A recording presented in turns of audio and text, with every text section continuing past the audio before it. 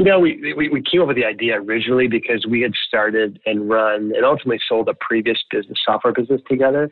And we found it extremely frustrating doing the books for the business. So that was between 2007 and 2010, 2011.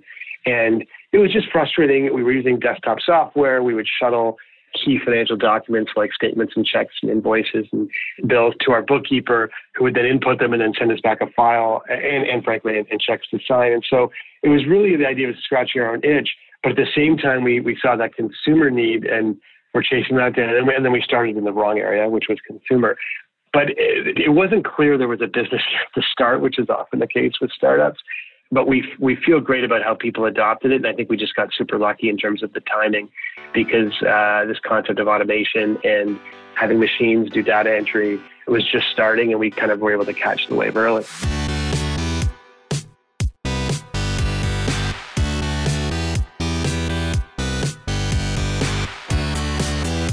You're listening to The Successful Bookkeeper with your host, Michael Palmer. Listen each week as inspiring guests share their secrets of success to help you increase your confidence, work smarter, and build a business you love.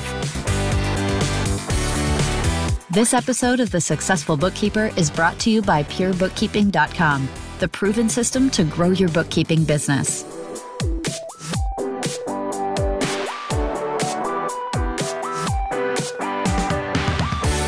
Welcome back to the Successful Bookkeeper Podcast. I'm your host, Michael Palmer, and today's show is going to be a fantastic one. Our guest is the co-founder and co-CEO of Hubdoc, a cloud accounting application that automates the collection of financial documents. Jamie Shulman, welcome back to the show.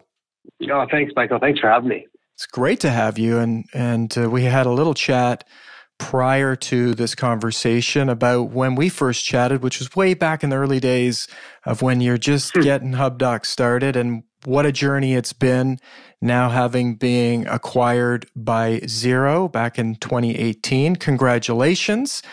And I'd love to hear a little bit of your story and share with your listener what that's been like. Oh, thanks, Michael. Yeah, it's hard to believe. I guess that was back in 2014 when we spoke. I actually remember it quite vividly. We had started the business originally in the consumer space. We thought we were going to organize documents and basically call it household data, but really household documents. And we started building the product and people really loved it. The idea of just being able to automatically have all of your key household bills, statements, etc. But it turned out that despite that people loved it and used it, it really was more of I think we call it more of a vitamin than a painkiller, and that people were like, this is a great idea, great product. And then they just wouldn't, use it. And so we learned, it was in early 2014, where we realized that businesses is really where we should be. And we kind of pivoted and then launched to businesses and ultimately to the bookkeepers and accountants market as fast as possible. So you and I talked right at the beginning. So fast forwarding to post-acquisition with Xero, it's been great. They've been even better than we imagined.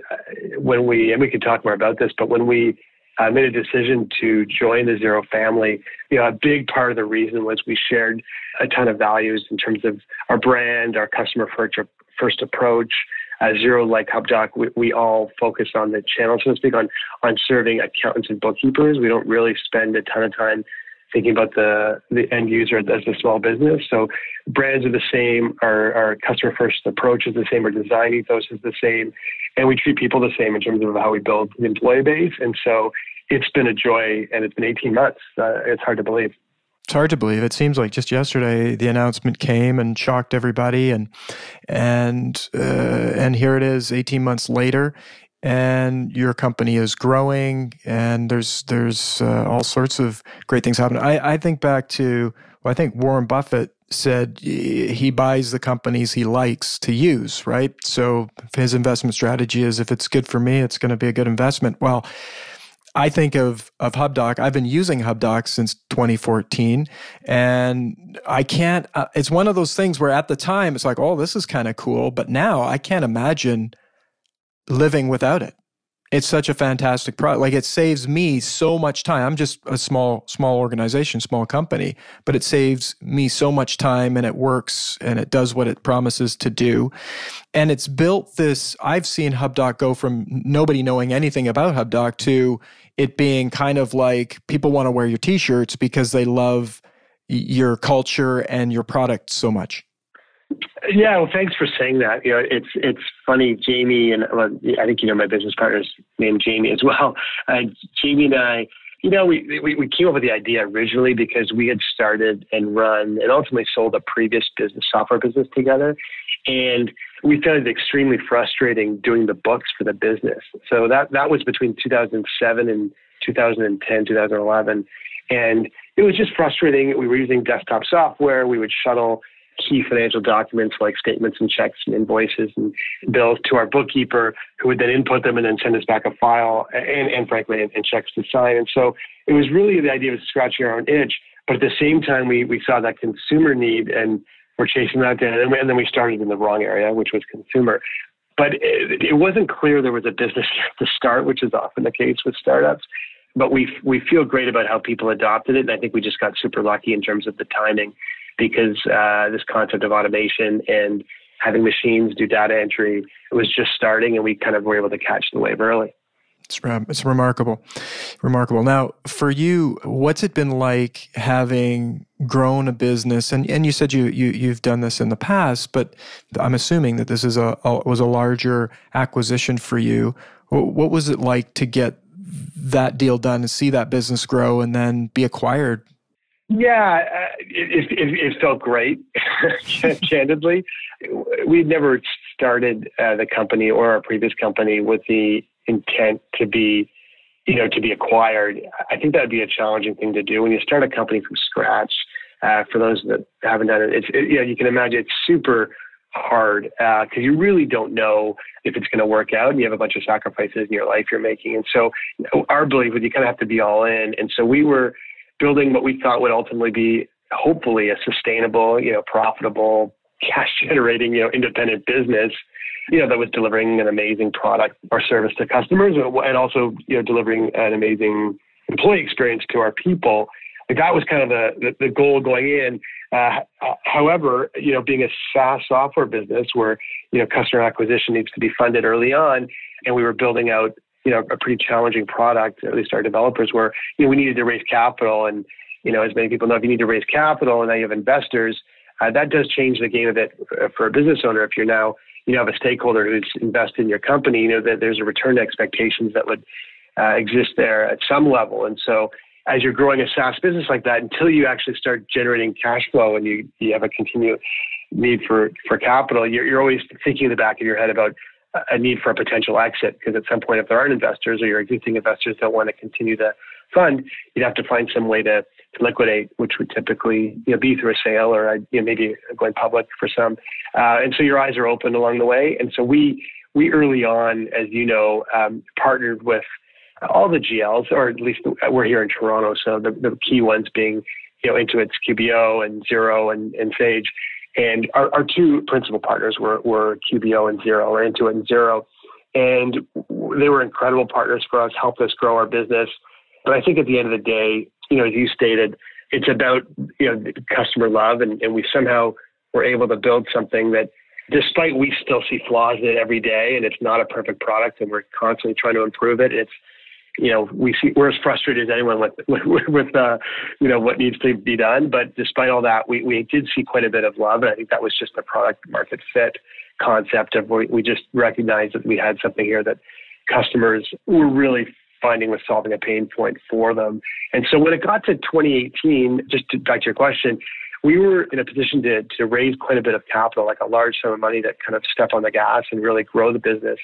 On the other hand, we had quite a bit of interest from Xero and maybe from others. And so we were faced with a choice, and it turned out the decision to sell was even better than we thought for a host of reasons. But the biggest one is I just think about how we're giving opportunities to our employees now. We're part of a much larger organization globally, and we now have our employees going all over the world, New Zealand, Australia, the UK, South Africa, to get opportunities to work. And then also we have access to Xero's, they've got north of 2 million small business customers, despite the fact that Xero's not yet as dominant in North America as it is everywhere else. Everywhere else, everyone uses Xero around the world. It's North America where there's Intuit is quite dominant and has earned it. And so we're quite pleased with what's transpired for our employees and for our product to get access to all those customers.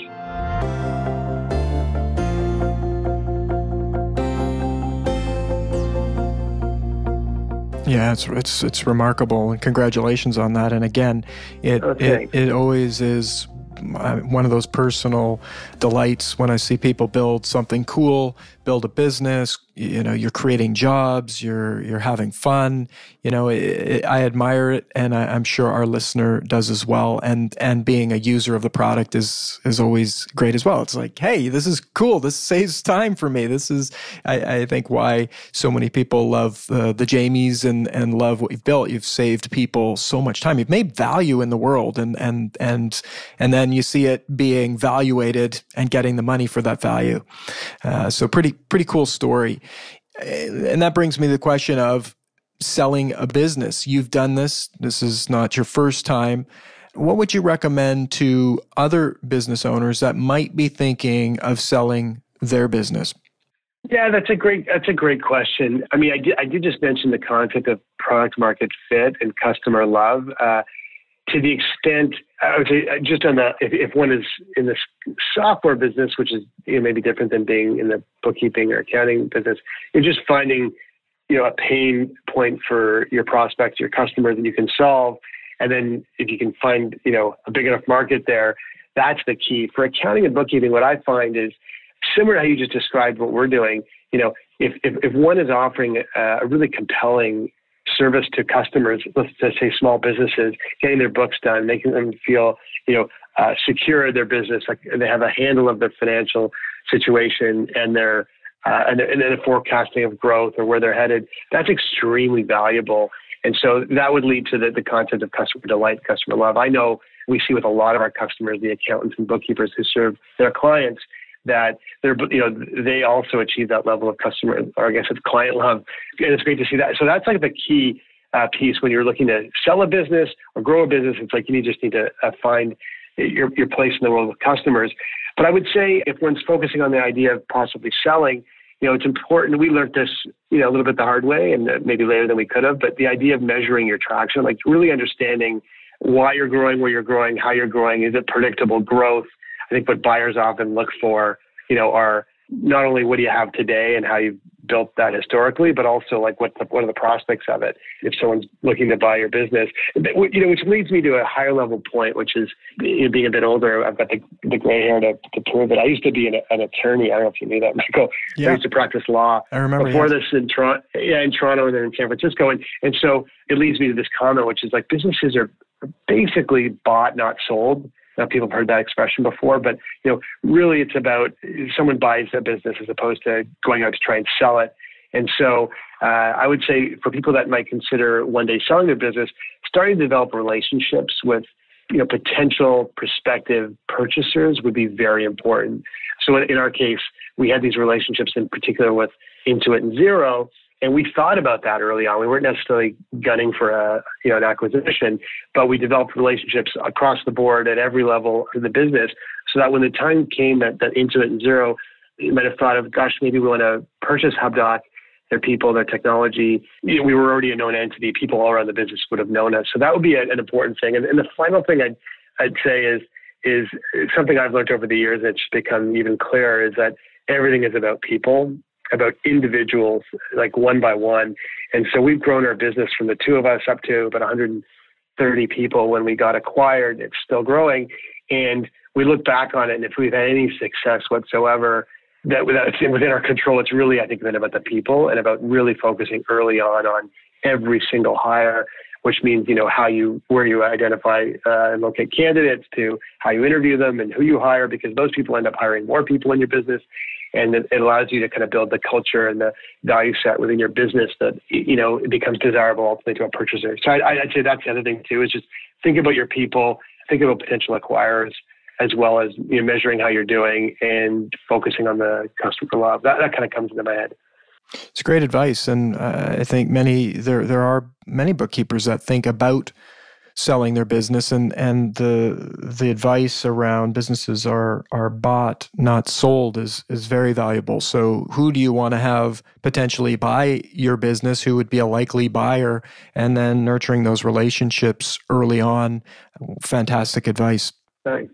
I'd love to hear a little bit about your take on what you've learned about bookkeepers in their business, because you did mention you spend more time thinking about how to service and keep the bookkeeper user, the person who's actually doing the books, and versus the end user being business owners that are pulling this information up into the cloud.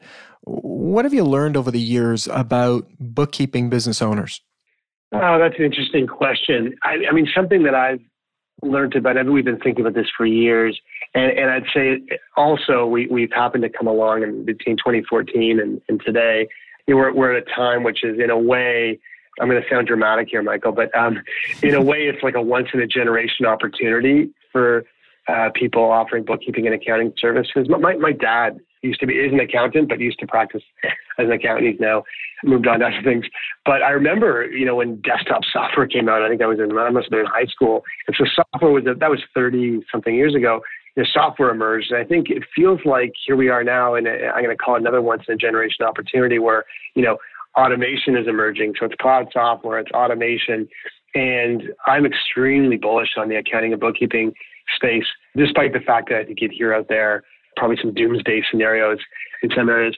But I just believe that it's a giant time for opportunity. So what have I learned? I feel like I've learned the value of an advisor. I think it's no different than, I'm on this automation thought in my head. I find it no different than maybe doctors, like the radiologists that people say now, x-rays and MRIs get read by a machine. Well, I think that enhances the value of the doctor who delivers, the diagnosis and helps you, relieve symptoms and get your health on track.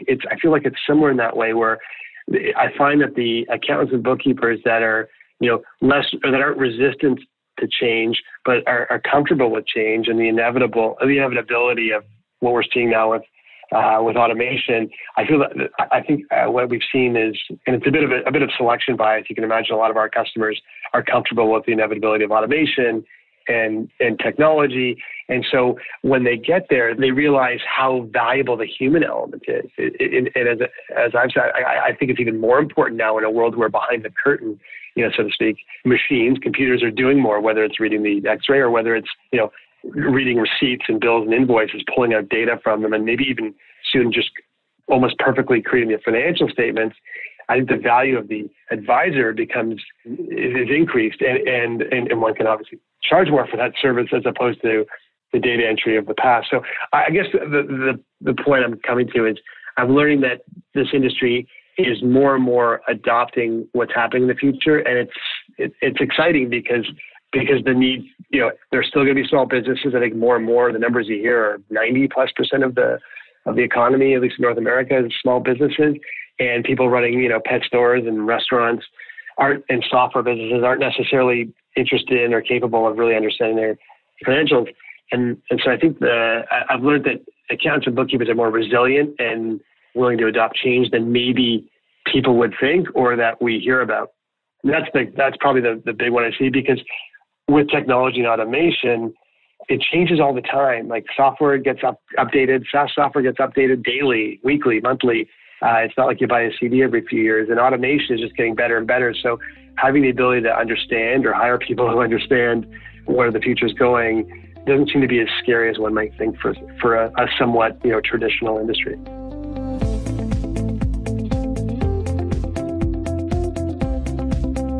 It's refreshing, it's exciting, and I agree with you, having spoken with many who have embraced technology and the opportunity that comes from that, and also being a user. We're all users of technology, and often I'll be sitting there using some piece of software and wondering, my goodness, like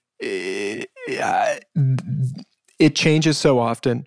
It does new things all the time. And to think that at someday there wouldn't be a role for somebody to actually make sense of all of it is just kind of crazy, right? People think, we're going to be all out of jobs. I mean, it's just the job changes. The time, what you do with your time changes. And the ones that are embracing that are finding that it's delighting customers. They're delighting their customers more often, and they're actually able to spend time on things that are more valuable to business owners. And so it's exciting. And your technology is one of those pieces of that puzzle, which has removed an incredible amount of wasted time. That where does that time go? Well, it goes into other things, hopefully more valuable things for the business owner and for the ones that have to work with those records and that information. Yeah, it's interesting, but just a quick thing to add to that. It's so true because as I'm thinking about our previous business, again, kind of 2007, 2011, it's not that long ago. What was frustrating us was we didn't have a sense of how we were doing because the financials wouldn't get done until weeks after month end. And it often wasn't done because we weren't getting them the necessary data, the answers to questions, the documents they needed in order to produce the financials. So that's going back, say, 9-10 years. But even for many businesses, it's still the case. You just don't know how you're doing it. It wasn't, and that's frustrating. Now imagine a world today in the modern way of doing bookkeeping and accounting. Imagine if it truly was more automated, where you could almost in real time know how you're doing. Imagine the forecasting you could do and the handle you'd have on your business. Now, you wouldn't, as a business owner, be able to manage all that, but that service of delivering kind of real-time financial management, real-time forecasting, we're not there yet, but that would be really powerful. But as you say, it's still a critical service. It's not going away. It's just done better. And when it's done better, you can often, charge more for it. And so we see all the time from our customers, not that it's about this, but that they can make more money delivering a better service, but spending less time doing it. So it's like, that's a win-win-win. It's a win-win-win, and it's exciting. So I think there are the doomsday people who write those doomsday articles, which do create a buzz, and people, read those articles and they get a lot of buzz. But the refreshing story is that there's, and a lot more in the deeper part of the story, is there's so much opportunity. And we're really, as you say, at the very, very beginning of all of it. So embracing the technology, understanding the technology is the way to go. And that's one of the things I've also thought that your organization has done a good job of is being involved in associations, communities like the Institute of Professional Bookkeepers, where you're there. It's not about, hey, we're just a big company. You're there, you're people, you've invested in having education and outreach and making sure people understand how to best use the tools. And I think that's also part of why people feel like you're part of their family, is because you put that forward. No, thanks. And I think, thanks for saying that. We do feel that way. And we've always believed that speaking to and being close to customers is how you build the product in the first place, how you iterate on it, and how you learn to make it better. And then I'd also say that, we've joined Xero now. So Hubdoc and Xero are now one. By the way, I don't know if you saw the announcement. This isn't really a plug, but we've just announced that Hubdoc is now going to be free with many of the key Xero plans starting in mid-March. And so Xero embraces that customer ethos as well as Hubdoc. There's work to be done. We're still kind of helping them into the journey of being more startup-like and have even more of a ground floor focus on customers. But what's nice about it is just being genuine and real with customers in a way where if they say, oh, I don't like this about your software, or a competitor does that with the software, you say, well, then you should probably use the competitor until we get our act together and provide you that feature. When you start being genuine and real and completely transparent with customers, we did that at Hubdoc, and it goes a long way to earn trust and credibility. And then when and loyalty, because as far as I'm concerned, there's no other way to be. And so I appreciate you saying that. Well, thank you. And some great points. And I think that's, in terms of our listener, to take that advice, which is being transparent and when there are issues or if there are challenges, is to share them, let people know, and also let people know the roadmap. That's we're not good at this, but we're working on it. And here's where we're good, and here's where we're working on it. And that's exciting. I did hear the news about Xero offering Hubdoc. And again, like, it's 2014. It's not that long ago. And now here, a whole 2 million users are potentially going to have access to your product and be able to have that process in their business and create a lot less friction for themselves and for the bookkeepers and accountants who have to deal with that information. So it's remarkable. Yeah, thanks. No, it's been fun. Now, last question would be around, where do you see the future going for the industry? We've talked a lot about all the great things that have happened, and it's almost like we're living in the future all the time, driving around in flying cars. But what's tomorrow look like in your eyes? For Hubdoc or for the industry? I think the industry. Be interesting to get your take on the industry. Yeah, and we touched on it a little bit there, but I would say, yeah, I mean, I do believe that this isn't machine learning and AI aren't a fad, and especially in something like accounting and bookkeeping, we're seeing it add real value. And so I think I'm going to refer to AI and ML as automation. I really feel like it's enhancing the world of bookkeeping, both, as you said, for the service providers, the accountants and bookkeepers, but also for their clients, the small businesses.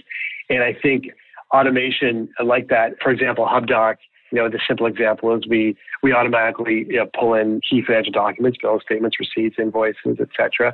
And then we extract key data from them, like vendor and date and amount and due date, et cetera. And then pull that data in and contextually publish it into your GL, like a Xero or QBO, and create the entries and attach the documents there all in one foul swoop. And so I think that automation is really going to be an enabler for the service providers, for the accountants and bookkeepers, to provide, as I said, a better client experience over time. And I think a bit what I said earlier, but I think the human element of relationships and making people feel comfortable and helping them feel like they're taken care of in terms of their financial side of their business will be super important. I just think that that's exactly where it's going. And we're to some extent helping lead the charge on that. And I think, the compliance work, there's some aspect of that where people who've done, just data entry or just chasing down documents, that piece is, I think, it would be the piece that would be going away. It has gone away. But the reality is learning the next set of skills to offer, as I said, kind of a human component, which is interpretation of the financials, and help people with forecasting and understanding their business and think of key issues. That's not that hard to learn. It's not super easy. It's not, but it's certainly a skill, but it's also absolutely learnable. And it's something we've learned at Hubdoc. A bit of a side note, that we've hired a lot of inexperienced people over the years, not necessarily our data scientists, but the rest of our business, because we've learned that with the internet, if someone's a learner and has curiosity and is resourceful, you can learn pretty much anything on the internet. And that might include reaching out to peers who are doing this well. So in Canada, we often mention LiveCA. Chad and Josh are friends of Hubdoc and friends of ours, and they are always available to help other accountants and bookkeepers learn some of what they've done in terms of building out a modern and highly successful accounting and bookkeeping practice. And so that idea of, if one isn't yet at a stage where they feel comfortable with the next stage of beyond data entry and the more compliance work, but with the advising and the piece that involves emotions and the human element, it is quite learnable out there. And frankly, I think with pure bookkeeping, right, you guys help firm after firm, hundreds of firms, if not more. And so I think that's where the future is going, which is that it's going to go back towards the relationships and the human element, and less about the, I need this from you, I need that from you, I need to pump out a financial statement for you, because that's going to be more and more automated.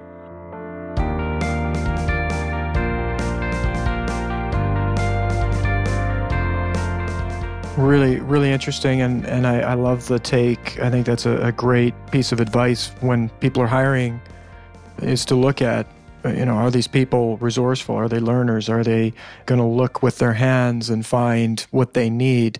That goes a long way because there's a wealth of information out there. I mean, people often ask me even, they're like, well, how do I do this? And I instantly just Google it. It's like, and guess what? 99.9999% of the time, the answer comes up almost first time. So you don't even have to look that far, but you have to have that curiosity and that kind of mindset, I guess, to go and do a search and look a little deeper to find the answers. And that's the exciting piece today is you can go anywhere. You can do anything. You can learn anything if you have the desire to do it. And I think with what Hubdoc is doing with their company, and I think that's a piece of your culture as well. But good advice for hiring. For those of us with kids, my kids are teenagers now, you just watch them as they grow up. I've caught my daughter in the garage, fixing her flat tire on her bike. Not a complicated endeavor, but I hadn't taught her. But of course, YouTube was open on her phone beside her. And so it's a silly example, but you really can learn anything. And so I know at Hubdoc, we had someone in early 2017 we hired to do data analysis, and he was just a rock star, just an unbelievable person, super smart and capable. And at that point, we ended up needing someone to run our sales team. We asked him, "You can run our sales team?" And he said, "I've never done sales before." But it wasn't hard to Google SaaS, software sales, and you came across SaaStr and a bunch of blogs and resources out there that he instantly became. Instantly. Took him a little bit of time, became probably the best SaaS salesperson I've met. And when I was interviewing a lot of people in Toronto. And so, yeah, I'm just jumping on and adding to that point, which is people shouldn't be scared to Google things and go down the rat hole of learning new skills, because that's how a lot of us do it. Yeah, it really is remarkable, and your story of your daughter is one that I think back to my early days. How did we actually get anything done? Right? I know. I mean, it's amazing the ability to just get any piece of information and deep knowledge around how to do something. It's remarkable. And then that last bit around and going back to the question of what does tomorrow hold? I think that from my view, there's so many pieces of a puzzle, and I don't think anybody's trying to do all of the puzzle. There's Hubdoc, there's Xero, there's other pieces in the industry. And then if you think of the ecosystem of a business and the financial end of a business, there's so many different pieces that go into that. The compliance is maybe shifting to what are the tools you're using? Are those tools working appropriately, efficiently? And are they telling the story that's important to your business? And so that perhaps is what the technology is providing, is a faster way to tell that story to the end user, the business owner, and make sure that the story is the right story that they want to be hearing around growth and the health of their business. Exactly.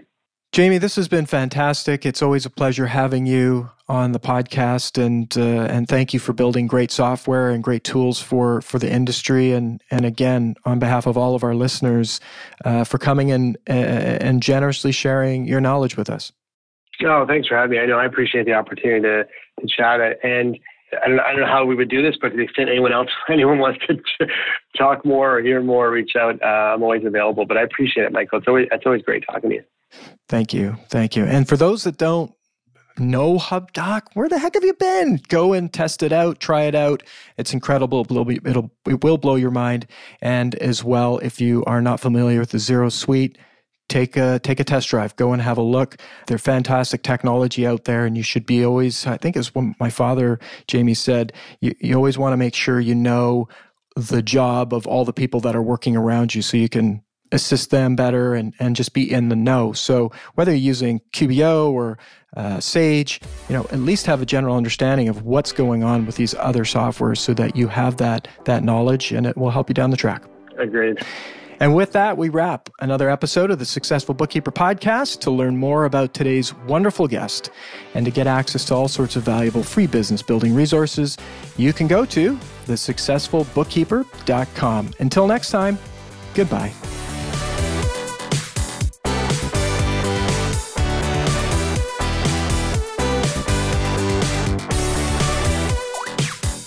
You've been listening to The Successful Bookkeeper with Michael Palmer. For more information and to download the resources mentioned in this episode, please visit us at thesuccessfulbookkeeper.com. Thank you for listening.